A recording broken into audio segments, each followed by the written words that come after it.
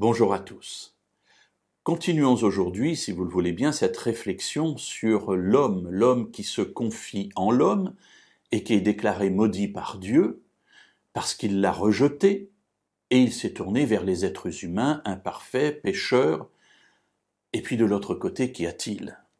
Dans le livre de Jérémie, au chapitre 17 et au versets 7 et 8, Dieu continue en disant « Béni soit l'homme qui se confie en l'Éternel et dont l'Éternel est l'assurance. » Comme souvent dans la Bible, on a une opposition entre d'un côté celui qui est maudit et puis de l'autre côté celui qui est béni.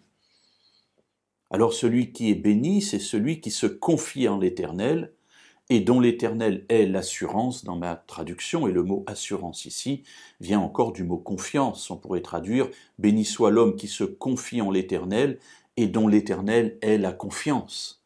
Voilà, l'Éternel, c'est celui en qui je me confie. Eh bien là, je suis béni parce que l'Éternel, c'est le Dieu créateur, c'est le Dieu sauveur, c'est le Dieu qui aime, c'est le Dieu tout-puissant, celui qui peut tout pour moi. Et quand je me confie en un tel personnage, eh bien, je ne peux être qu'heureux.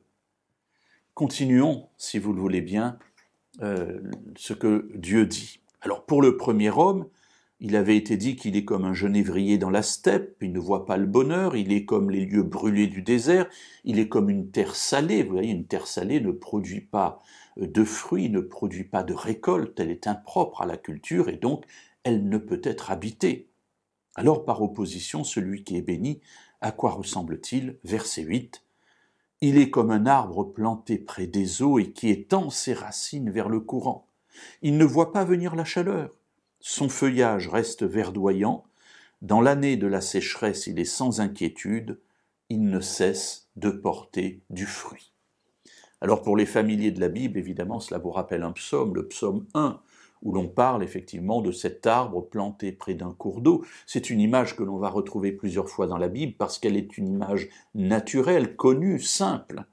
Effectivement, celui qui se confie en Dieu est comme un arbre planté près de l'eau. Et un arbre planté près de l'eau, eh bien on sait qu'il ne séchera jamais parce qu'il aura toujours de quoi se nourrir. Ses racines vont vers l'eau et elles vont pouvoir enrichir, faire grandir cet arbre. Son feuillage reste verdoyant, sécheresse, chaleur du jour, peu lui importe, il est sans inquiétude, il continue à porter du fruit. Alors mes amis, oui, ne méprisons pas l'aide que les êtres humains peuvent nous apporter.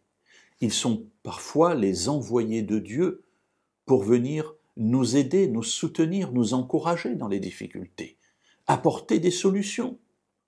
Ce sont plus exactement les bras de Dieu dans notre humanité. Mais voyons-les toujours comme étant ceux que Dieu envoie, mais ne nous confions jamais dans l'être humain au détriment de Dieu. En revanche, en nous confiant en Dieu, lui utilisera tous les moyens dont il dispose, et il en a beaucoup, pour qu'au bout du compte, nous puissions nous dire « Nous avons été bénis de l'Éternel ».